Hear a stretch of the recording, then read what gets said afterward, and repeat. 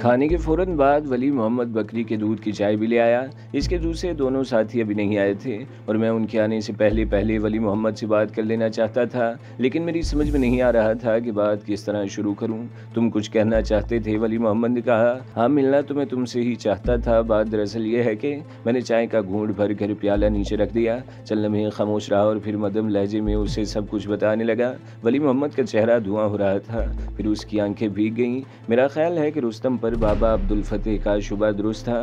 میں کہہ رہا تھا، وہ ایسی جگہ ہے جہاں مخبری کے بغیر کوئی نہیں پہنچ سکتا۔ بھارتی فوجی تو ویسے بھی پہاڑوں کے اندر تک جاتے ہوئے ڈرتے ہیں، مگر وہ لیفٹیننٹ اپنے 3 آدمیوں کو لے کر پہنچ گیا۔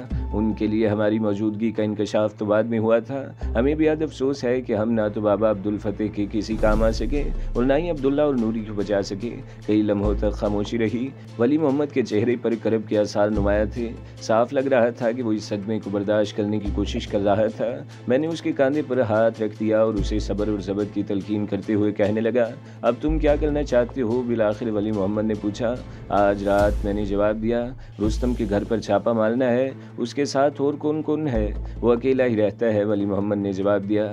اس کا مکان بستی کے دوسری طرف ذرا ہٹ کر ندی کے کنارے پر ہے۔ وہ شام کا اندھیرا پھیلتے ہی اپنی دکان بند کر کے چلا جاتا ہے اور پھر گھر سے باہر نہیں نکلتا۔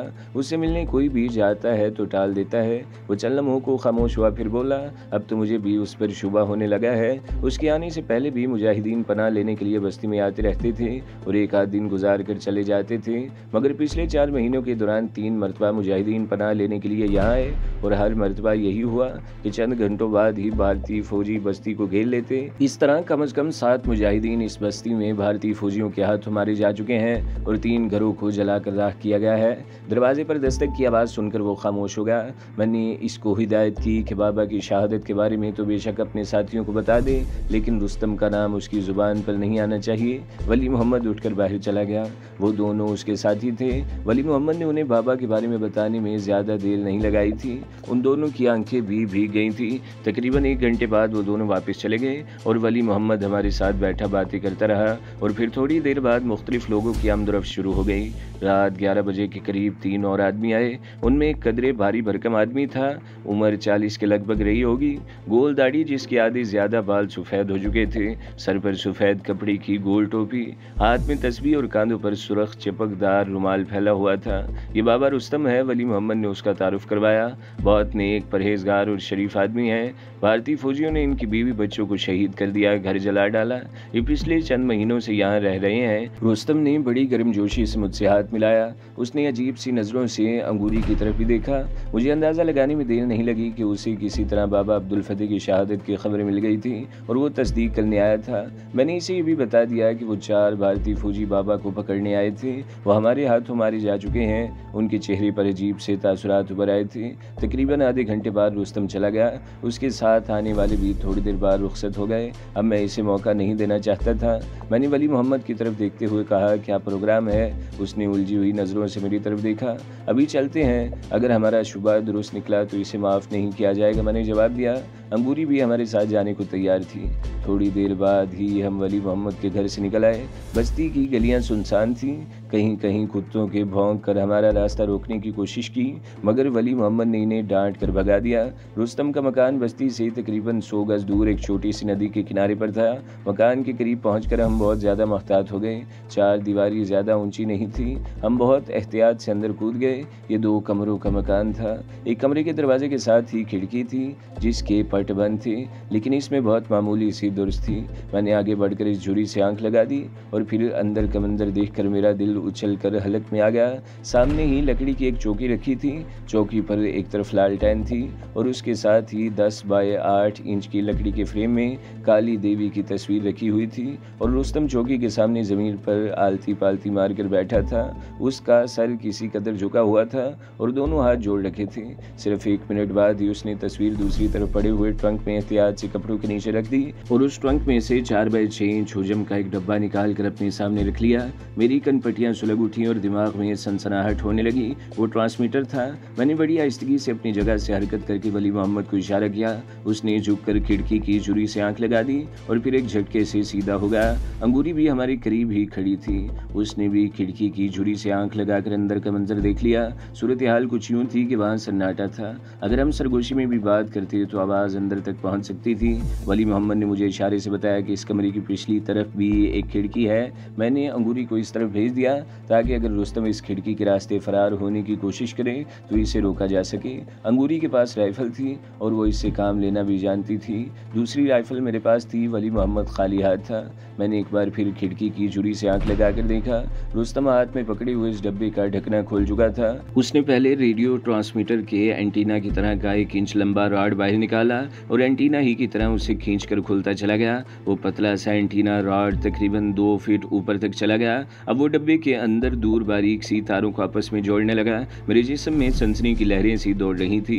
दिमाग में धमाके से हो रहे थे। मुझे समझने में देर न लगी कि वो ट्रांसमीटर पर किसी को बाबा अब्दुल फतेह की मौत और बस्ती में हमारी मौजूदगी की इतला देना चाहता था। अब एक भी लम्हा ज़ाया करना मुनासिब नहीं था। मैं दरवाजे के सामने आ गया और 2 कदम पीछे हटकर कंधे की एक भरपूर टक्कर दरवाजे पर मारी। अंदर से लगा हुआ दरवाजे का कुंडा ज़्यादा मजबूत नहीं था। पहली ही टक्कर में दरवाज़ा धड़ से खुल गया। दरवाजे के धमाके की आवाज़ सुनकर रुस्तम उछल पड़ा। ट्रांसमीटर इसके हाथ से छूटकर चारपाई पर गिर गया। वो बुरी तरह बदहवास हो गया, लेकिन मैं दिल ही दिल में इसके मजबूत आसाब की दाद दिए बगैर नहीं रह सका। कोई और होता तो इस अचानक आफत पर सख्ते में आ जाता और कुछ देर तक अपनी जगह से हरकत करने के काबिल न रहता। लेकिन रुस्तम ने 30 सेकंड से भी कम वक्त में न सिर्फ अपनी हवास पर काबू पा लिया बल्कि इससे भी ज्यादा फुर्ती का मुजाहरा करते हुए कुर्ते के नीचे हाथ डालकर रिवॉल्वर निकाल लिया। दरवाजे को टक्कर मारते हुए मैंने राइफल को दोनों हाथों में पकड़ रखा था। झटका लगने से मैं भी लड़खड़ाया था, लेकिन संभल गया और इसके साथ ही राइफल भी घुमा दी। राइफल का बट रुस्तम के रिवॉल्वर वाले हाथ पर लगा। इसके मुंह से करा निकल गई। रिवॉल्वर हवा में उड़ता हुआ दरवाजे के पट से टकराकर दहलीज के करीब गिरा। रुस्तम ने खिड़की की तरफ छलांग लगा दी। मैं राइफल को इस तरफ पकड़े खड़ा था। आगे बढ़ने की कोशिश नहीं की। तुम्हारा राज खुल चुका है रुस्तम, तुम भागकर कहीं नहीं जा सकते। बेहतर यह है कि अपने आप को हमारे हवाले कर दो। मैंने अपनी जगह खड़े खड़े कहा। अगर तुमने मुझे रोकने की कोशिश की तो इस बस्ती पर ऐसी तबाही नाजिल होगी जिसका तुम तसव्वुर नहीं कर सकोगे। उसने खिड़की की चटखनी की तरफ हाथ बढ़ाते हुए कहा। इसका ख्याल था कि मुझे बातों में लगाकर खिड़की के रास्ते फरार हो जाएगा। मैं भी इत्मीनान से अपनी जगह पर खड़ा था। तुम मेरा रास्ता नहीं रोक सकते, कोई मेरा रास्ता नहीं रोक सकता। काली माई मेरी रक्षा कर रही है। जो भी मेरा रास्ता रोकेगा जल कर भस्म हो जाएगा। उसने खिड़की खोली थी। मैं इस वक्त इत्मीनान से खड़ा था। रुस्तम का ख्याल था कि मैं उसकी काली माई के नाम से डर गया हूँ, इसलिए अपनी जगह से हरकत नहीं कर रहा। उसने दोनों हाथ खिड़की की चौखट पर टिका दिए और दूसरी तरफ कूदने के लिए उछला, लेकिन उसी लम्हे वो भयानक अंदाज में चीखता हुआ अंदर की तरफ गिरा। बाहर खड़ी हुई अंगूरी ने राइफल का बट पूरी कुव्वत से उसके कांधे पर रसीद कर दिया था और वो कुत्ते की तरह बिलबिला रहा था। क्यों रुस्तम, मैंने राइफल सीधी करते हुए कहा। तुम्हारी काली माई का जादू उल्टा क्यों हो गया? तुम लोग नहीं बच सकोगे, वो कराहते हुए बोला। इसी दौरान वली मोहम्मद भी कमरे में आ गया और उसने झुककर रुस्तम वाला रिवॉल्वर भी उठा लिया। अकबी खिड़की के बाहर अंगूरी खड़ी थी और उसने राइफल की नाल खिड़की की चौखट पर टिकाकर रुस्तम को जद में ले रखा था। बाबा अब्दुल फतेह का शुबा तुम पर दुरुस्त था। मैंने उसके चेहरे पर नजरें जमाते हुए कहा। तुम लोग वादी में जो कुछ भी कर रहे हो, बेगुनाह लोगों को जिस तरह जुल्म सितम का निशाना बना रहे हो, इसका हिसाब तो तुम लोगों से लिया ही जाएगा। लेकिन इस वक्त तो इस बस्ती वाले तुमसे हिसाब लेंगे। उन्होंने मजलूम समझकर तुम्हें पनाह दी, रहने को मकान और काम धंधे को पैसे जमा करके दिए।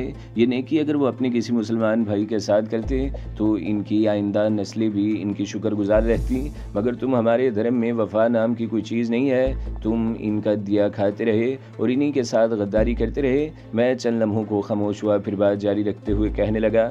बाबा अब्दुल फतेह को तो शुबा था, लेकिन हमें अब यकीन हो चुका है कि तुम बाकायदा प्लानिंग के तहत यहाँ आए हो या तुम्हें भेजा गया है। इसके लिए एक कहानी गढ़ी गई کشمیر کے مسلمانوں کے ساتھ تو برسوں سے یہ ظلم ہو رہا ہے، کسی معمولی سی بات پر ان کے گھروں کو جلا کر راکھ کر دیا جاتا ہے، ان کی بیوی بچوں کو بے دردی سے موت کے گھاٹ اتار دیا جاتا ہے، اور اس بستی والوں کی سادہ لوئی تو دیکھو، تم نے یہاں آ کر انہیں ایک دردناک جھوٹی کہانی سنائی اور انہوں نے یقین کر لیا۔ تحقیق کرنے کی ضرورت شاید اس لیے نہیں سمجھی کہ وادی میں ہر جگہ مسلمانوں کے ساتھ یہی کچھ ہو رہا ہے، انہوں نے تمہاری کہانی پر بھی یقین کر لیا اور تم ان کی سادہ لوئی سے فائدہ اٹھا کر اپنا کام کرتے رہے۔ تمہارا اصل مشن شاید بابا عبدالفتح کا سراغ لگانا تھا، اس کے لیے تم نے پہلے بہت نیک اور شریف انسان اور پکا مسلمان بن کر بستی والوں کا اعتماد حاصل کیا۔ بابا عبدالفتح بستی میں آتا رہتا تھا، تم ان کے اعتماد بھی حاصل کرنے کی کوشش کرتے رہے اور بستی کے بعض لوگوں سے بھی ان کے ٹھکانے کے بارے میں پوچھنے کی کوشش کرتے رہے، لیکن بستی کے لوگ غدار نہیں ہیں، وہ اپنے ہیرو کا ٹھکانہ کیسے بتا دیتے۔ اسی دوران تم نے اپنی دوسری سرگرمیاں جاری رکھی اور وقتاً فوقتاً بستی میں پناہ لینے والے مجاہدین کے بارے میں اپنے آقاؤں کو اطلاع دیتے رہے۔ مجھے نہیں معلوم تم نے بابا عبدالفتح کا ٹھکانہ کس طرح معلوم کر لیا تھا، ہو سکتا ہے بستی کے کسی شخص کے منہ سے غلطی سے کوئی ایسی بات نکل گئی ہو جس سے تمہیں بابا کے ٹھکانے کا پتہ چل گیا ہو اور تم نے اپنے آقاؤں کو اطلاع کر دی ہو۔ بابا عبدالفتح نے مجاہدانہ زندگی گزاری تھی، اس نے ایک مجاہد ہی کی طرح موت کو گلے لگا لیا تھا، وہ تو شہادت کے رتبے پر فائز ہوا اور ہر مجاہد کی خواہش یہی ہوتی ہے، لیکن وہ جو 4 بھیڑیے اسے گھیرنے کے لیے آئے تھے ان میں سے کوئی بھی زندہ واپس نہیں جا سکا، وہ چاروں جہنم واصل ہو چکے ہیں، ان کی لاشیں بھیڑیوں کی خوراک بن چکی ہیں۔ میں خاموش ہو گیا، میری نظریں رستم کے چہرے پر مرکوز تھیں، وہ فرش پر بیٹھا خاموش ابھی تک کاندھا سہلا رہا تھا جہاں انگوری کی رائفل کی بٹ کی ضرب لگی تھی۔ تمہیں شاید کسی طرح ہماری بستی میں آنے کی اطلاع مل گئی تھی، میں نے چند لمحوں کی خاموشی کے بعد کہا، اور شاید تمہیں بابا عبدالفتح کی شہادت کا بھی پتہ چل گیا اور تم تصدیق کرنے کے لیے ولی محمد کے گھر پہنچ گئے، لیکن تم زیادہ دیر وہاں نہیں بیٹھے، تصدیق ہوتے ہی واپس آ گئے اور ٹرانسمیٹر پر اپنے آقاؤں کو اطلاع دینے جا رہے تھے۔ تم نے جو کہنا تھا کہہ چکے، رستم نے اپنی جگہ سے اٹھتے ہوئے کہا۔ اس وقت اس کے چہرے پر اور لہجے میں اطمینان کی جھلک دیکھ کر میں چونکے بغیر نہیں رہ سکا۔ تو گویا تمہارے پاس بھی کہنے کو کچھ ہے؟ میں نے اسے گھورا۔ ہاں، اس نے جواب دیا، یہ جو کچھ بھی ہوا کسی غلط فہمی کا نتیجہ ہے، میں مسلمان ہوں، اسی وادی کی مٹی سے جنم لیا ہے، میں بھی اس زمین کا اتنا ہی وفادار ہوں جتنے تم یا کوئی اور مسلمان ہو سکتا ہے، میں اس سرزمین سے غداری کا تصور بھی نہیں کر سکتا، تمہیں شاید غلط فہمی ہوئی ہے، تم اگر آرام سے بیٹھ کر بات کرو تو میں اپنے موقف کو سچ ثابت کر سکتا ہوں کہ میں نے کوئی غلط کام نہیں کیا۔ تو پھر تم نے بھاگنے کی کوشش کیوں کی تھی؟ میں نے اسے گھورا۔ ہر کشمیری مسلمان کی طرح میں بھی ڈرا ہوا ہوں، زندگی کا ایک ایک لمحہ خوف کے سائے میں گزرتا ہے، میری کہانی تم سن چکے ہو، وہ غلط نہیں ہے، میرے ساتھ واقعی ظلم ہوا ہے۔ چند لمحوں کو خاموش ہوا، پھر بولا، سری نگر میں میرے ساتھ جو ظلم ہوا وہ کوئی ڈھکی چھپی بات نہیں ہے، تم سری نگر کے لاہوری محلے میں جا کر تصدیق کر سکتے ہو، میرے ہاتھوں ایک بھارتی فوجی مارا گیا تھا، میں چھپ کر یہاں زندگی گزار رہا ہوں، تم نے جب ٹکر مار کر دروازہ کھولا تو میں یہی سمجھا کہ بھارتی فوجیوں کو میرے بارے میں پتہ چل گیا ہے اور وہ مجھے پکڑنے کے لیے آئے ہیں، اس لیے میں نے بھاگنے کی کوشش کی اور وہ ٹرانسمیٹر، میں نے زمین پر پڑے ہوئے ٹرانسمیٹر کی طرف اشارہ کیا، وہ ٹرانسمیٹر نہیں ٹرانسٹر ہے، رستم نے جواب دیا، میں خبریں سننے کے لیے ریڈیو آن کرنے کی کوشش کر رہا تھا کہ تم اس وقت کسی ریڈیو اسٹیشن سے خبریں نہیں آتی، میں نے اس کی بات کاٹ دی، آل انڈیا ریڈیو سے تقریباً ہر گھنٹے بعد خبروں کا بلیٹن نشر ہوتا ہے جس سے حالات کا پتہ چلتا رہتا ہے، میں پھر کہتا ہوں کہ تم لوگوں کو غلط فہمی ہوئی ہے، میں مسلمان ہوں، اور کیسے مسلمان ہو؟ میں نے ایک بار پھر اس کی بات کاٹ دی، مسلمان خدا کے سوا کسی اور سے مدد نہیں مانگتے، کسی مشکل کے وقت بھی اس کے منہ سے خدا ہی کا نام نکلتا ہے، اور تم کیسے مسلمان ہو کہ مجھے اپنی کالی دیوی کے عذاب سے ڈرا رہے ہو؟ میں سری نگر میں پیدا ہوا ہوں اور وہیں پلا بڑا ہوں، رستم نے جواب دیا۔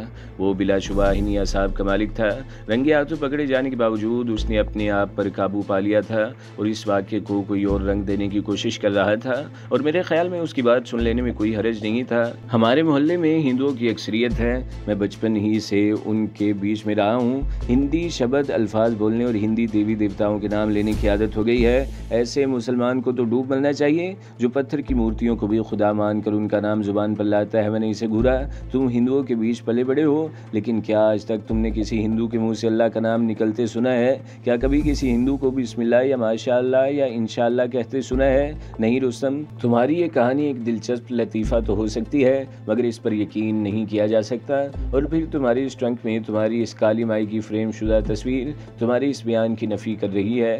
کیسی تصویر؟ اس کے لہجے میں حیرت تھی، میری بات سن کر اس کے چہرے کا رنگ متغیر ہو گیا تھا، لیکن اس نے فوراً ہی اپنی کیفیت پر قابو پا لیا تھا۔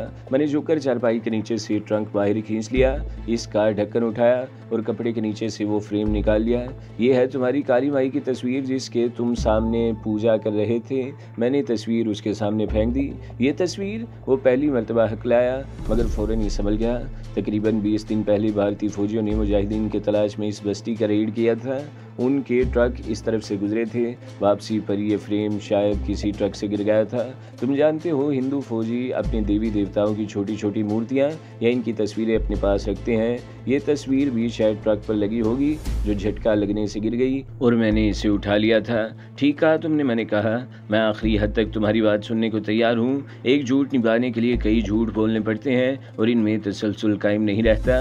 میں اس طرح سے ثابت کر سکتا ہوں کہ تم مسلمان نہیں ہندو ہو اور ایک پلاننگ کے تحت مخبری کے لیے یہاں آئے ہوئے تھے۔ تمہیں میری بات کا یقین کرنا پڑے گا، میں مسلمان۔ میں نے ولی محمد کو اشارہ کیا۔ وہ نپے تلے قدم اٹھاتا ہوا رستم کے پیچھے چلا گیا۔ میں جو کچھ کرنا چاہتا تھا اس کے لیے انگوری کی موجودگی مناسب نہیں تھی۔ میں نے اسے اشارہ کیا۔ وہ کھڑکی سے ایک طرف ہٹ گئی۔ ولی محمد نے اچانک ہی رستم کو پیچھے سے باہوں میں جکڑ لیا۔ رستم بھی شاید سمجھ گیا کہ میں کیا کرنے والا ہوں۔ وہ مزاحمت کرنے لگا جس کے نتیجے میں وہ دونوں فرش پر گر گئے۔ ولی محمد کے ہاتھ سے ریوالور چھوٹ کر گر گیا مگر اس نے رستم پر اپنی گرفت ڈھیلی نہیں ہونے دی تھی۔ میں بھی آگے بڑھ گیا۔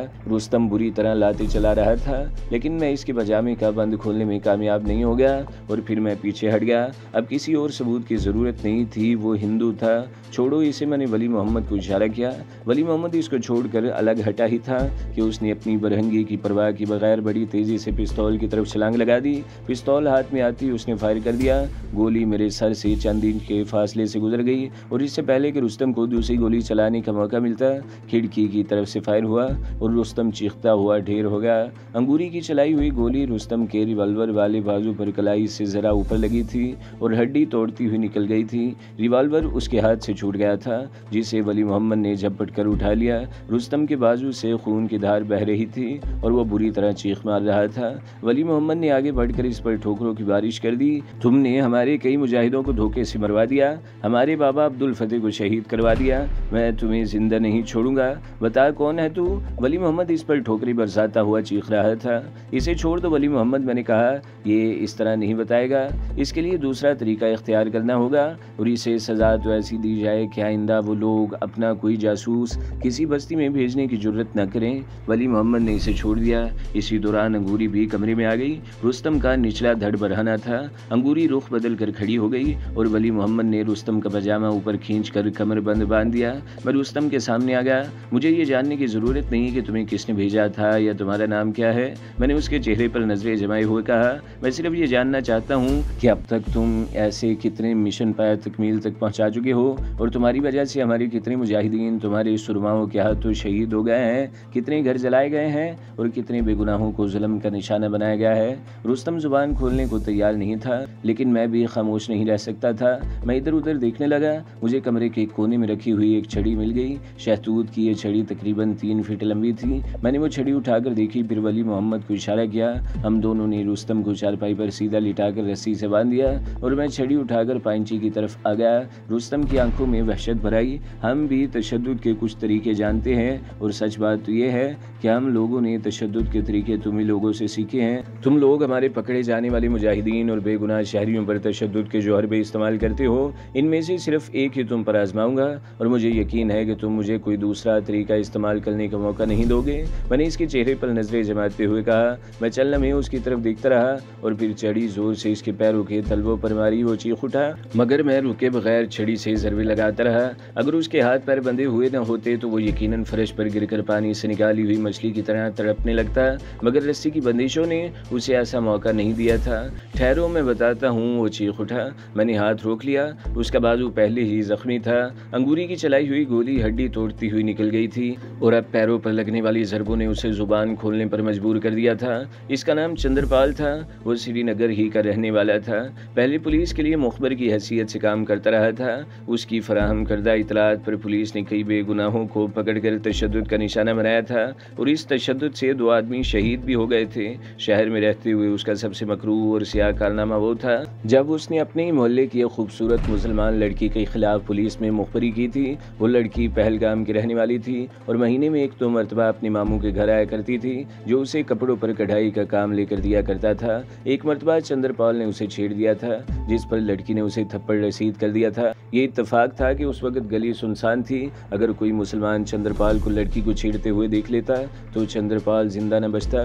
چندرپال نے اپنی توہین کا بدلہ لینے کے لیے پولیس کو اس کے خلاف یہ جھوٹی اطلاع فراہم کر دی کہ یہ لڑکی دراصل مجاہدین کی مخبر ہے، جو سری نگر میں اپنے ماموں سے پولیس اور فوج کی سرگرمیوں کی رپورٹس لے کر مجاہدین کو پہنچاتی ہے۔ پولیس نے اسی رات عبدالستار نامی اس شخص کے گھر چھاپہ مار کر عبدالستار اور اس کی بھانجی زرینہ کو گرفتار کر لیا۔ عبدالستار کو پوچھ گچھ کے دوران اس قدر تشدد کا نشانہ بنایا گیا کہ وہ زندگی بھر کے لیے مفلوج ہو گیا، اور زرینہ نامی اس لڑکی کو اجتماعی طور پر ہوس کا شکار بنایا گیا۔ جب اسے چھوڑا گیا تو وہ اپنی حواس کھو بیٹھی تھی۔ دوسرے ہی روز اس نے زیرو برج سے دریا میں چھلانگ لگا کر خودکشی کر لی۔ چندرپال کئی سال تک سری نگر شہر میں پولیس کے لیے مخبری کرتا رہا، پھر فوج تک پہنچ گیا۔ اب وہ فوج کے لیے مخبر کا کام کرنے لگا۔